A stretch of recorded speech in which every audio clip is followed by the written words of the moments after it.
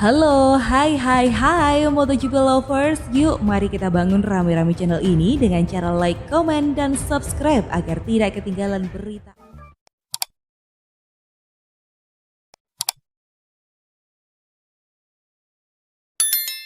Pembalap Indonesia Mario Suryaji cetak sejarah baru di CEV Moto3 terbaru minggu ini. Pembalap Indonesia Mario Suryaji mencatat sejarah di CEV Moto2 musim ini setelah menggasak pole position di CEV Moto3 Catalunya 2021. Mario Aji, begitu panggilan akrab pembalap Indonesia tersebut, jadi pembalap Indonesia pertama yang sukses pole position atau start terdepan di CEV Moto3. Sebagai informasi, pembalap Indonesia berkecimpung di CEV Moto3 dimulai pada 2016 silam.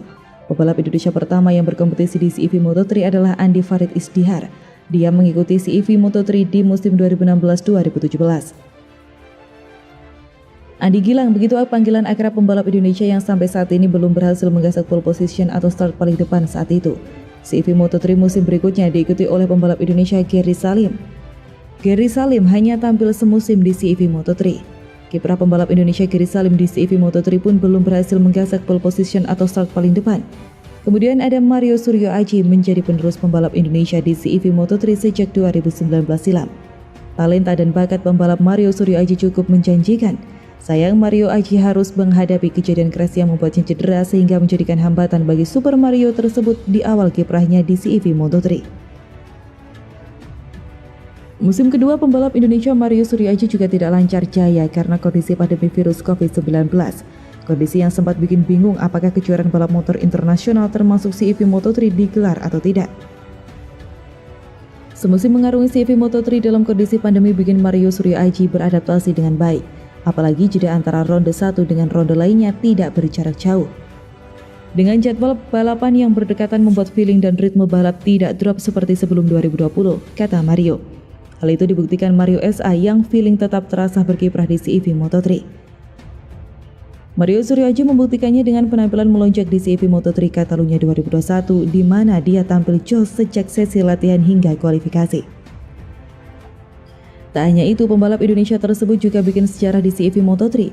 Pertama kalinya ada pembalap Indonesia yang mampu memimpin balapan di CEV Moto3 Catalunya 2021. Mario Suryaji berhasil memimpin lomba di race pertama sebanyak 8 lap dari total 16 lap. Ia juga berusaha untuk bisa memenangi race 1 Catalunya 2021. Tetapi sayang, Mario Suryaji digeser keluar racing line di tikungan 10 sirkuit Barcelona Catalunya oleh rivalnya Daniel Munoz. Mario Aji kemudian berusaha kembali ke lintasan dan harus puas finish di posisi ke-7. Akibat insiden Daniel Munoz dengan Mario Suryaji di tikungan 10 membuat FIM CEV Moto3 Stewards mengganjar pembalap bernomor 117 turun 2 posisi. Mario Suryaji pun naik jadi finish di posisi ke-6. Kemudian di race kedua CEV Moto3 Catalunya 2021, pembalap Indonesia tersebut mampu memimpin balapan dengan total 2 lap dari 16 lap. Sayangnya pembalap Indonesia tersebut harus menelan pil pahit gagal menggasak kemenangan. Mario Suryaji harus terhenti di lap 14 karena crash. Meski begitu, pembalap Indonesia tersebut kembali bikin sejarah. Mario Suryaji bikin sejarah jadi pembalap Indonesia pertama yang berhasil memimpin balapan di CEV Moto3 sejak pembalap Indonesia tampil di ajang ini pada 2016 silam. Penampilan pembalap Indonesia Mario Suryaji di CEV Moto3 Catalunya 2021 jadi harapan pembalap Indonesia bisa berbuat banyak di ajang kejuaraan dunia junior balap motor Moto3 musim ini. Semoga pembalap Indonesia Mario Suryaji nggak lekas puas setelah bikin sejarah baru di CEV Moto3. Harapan besar pembalap Indonesia Mario Suryaji kembali mencetak sejarah di CEV Moto3 musim ini.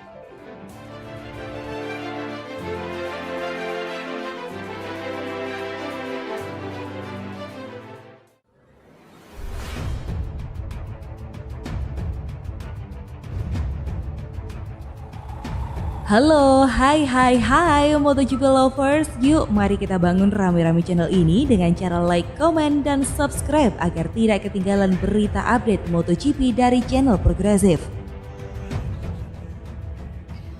Rumor Mario Suryaji akan wildcard di Moto3 WCH Spanyol berikutnya, Aragon atau Valencia? Takuma Matsuyama memang tampil impresif walaupun di NF di race kedua. Ia konsisten bertempur di barisan depan dan bahkan sempat finish di podium 2 pada race 1 CEF Moto3 seri Valencia kemarin. Secara umum Matsuyama berada di posisi 5 dengan 2 poin di bawah Mario Aji. Mario Suryo Aji juga dari 2 seri resi EV dan 2 seri RBRC sudah terlihat perkembangannya. Namun pertanyaannya adalah akan seperti apa masa depan Mario Aji ini? 1. Dengan statusnya yang juga sebagai pembalap reguler di RBRC, saat ini jangan kaget kalau misalnya Mario tidak dijagain oleh Honda, maka bisa jadi akan diakuisisi oleh KTM baik oleh factory maupun tim-tim Moto3 WCH di bawah koordinasi KTM. Kami yakin Mario sedang dalam radar dari banyak pabrikan saat ini, bukan apa-apa. Eropa sampai saat ini ingin banget punya perwakilan mereka di Asia, terutama Asia Tenggara yang punya fans GP terbesar di muka bumi. Dan pembalap Asia yang membalap di KTM dengan support penuh Red Bull tentu akan jadi sebuah skenario terbaik. Tapi sepertinya ini akan sulit terjadi karena backup PT Astra sangat kuat ke Mario yang sepertinya juga didukung oleh Honda Motor. Namun Takuma Matsuyama akan memperoleh jatah wildcard di GP seri Le Mans sepekan depan. Apakah Mario Suryo Aji juga akan memperoleh kesempatan serupa? Tentu hal ini akan bergantung pada performa Mario ke depan.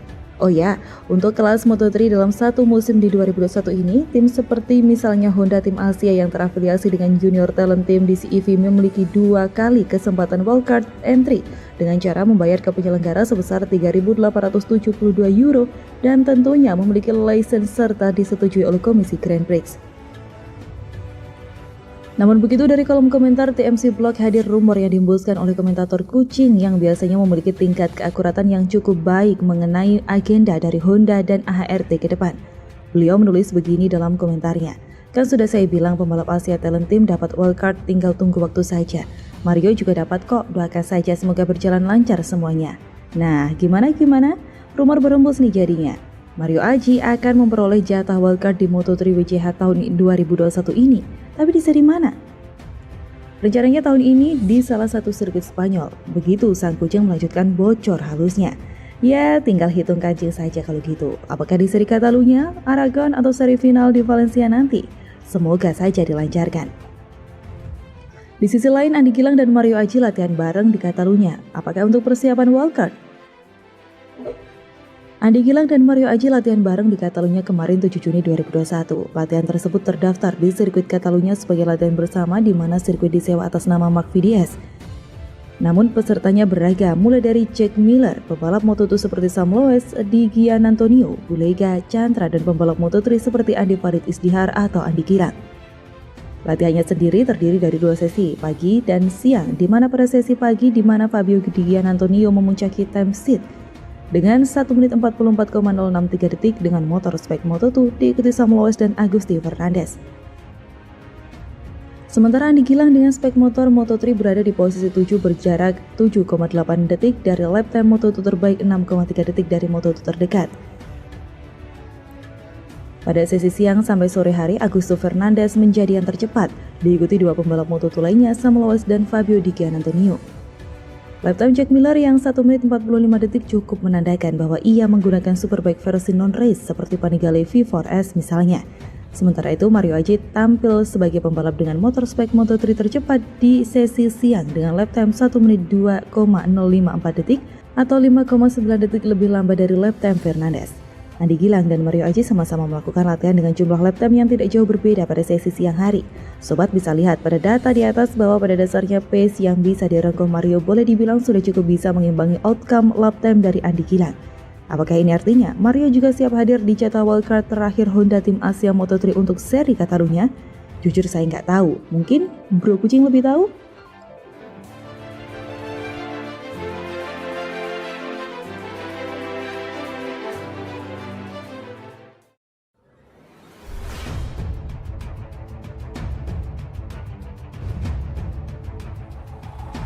Halo, hai MotoGP lovers. Yuk mari kita bangun rame-rame channel ini dengan cara like, komen, dan subscribe agar tidak ketinggalan berita update MotoGP dari channel Progresif.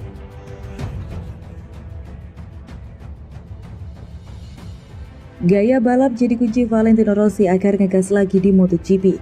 Pembalap senior MotoGP asal Italia Valentino Rossi dianjurkan mengubah pendekatannya terhadap motor agar bisa tampil lebih baik lagi saat menjalani balapan. Hingga balapan ke-7 pada kejuaraan dunia MotoGP 2021 tuntas digelar, Valentino Rossi masih kesulitan menampilkan performa terbaiknya. Padahal meski kini membela tim satelit Yamaha Petronas SRT, Rossi tetap mendapat dukungan penuh dari manajemen Yamaha. Salah satunya ialah mendapat motor YZR M1 versi teranyar. Namun hal tersebut belum mampu membawa Rossi memelesat seperti Fabio Quartararo dan Maverick Viñales yang juga menunggangi YZR-M1 tahun 2021. Hasil terbaik pembalap berjuluk The Doctor itu sementara ini adalah finish di posisi ke-10 dalam balapan MotoGP Italia 2021 yang berlangsung di sirkuit Mugello. Berbagai kendala khususnya dalam aspek teknis masih dirasakan Rossi kala melaju di atas motor YZR-M1. Dari kinerja mesin, top speed hingga grip ban belakang yang kurang kuat masih menjadi keluhan sehari-hari Rossi. Terlepas dari keluhan Valentino Rossi, ada hal lain yang dinilai menyebabkan juara dunia 9 kali itu belum bisa ngegas lagi pada MotoGP 2021.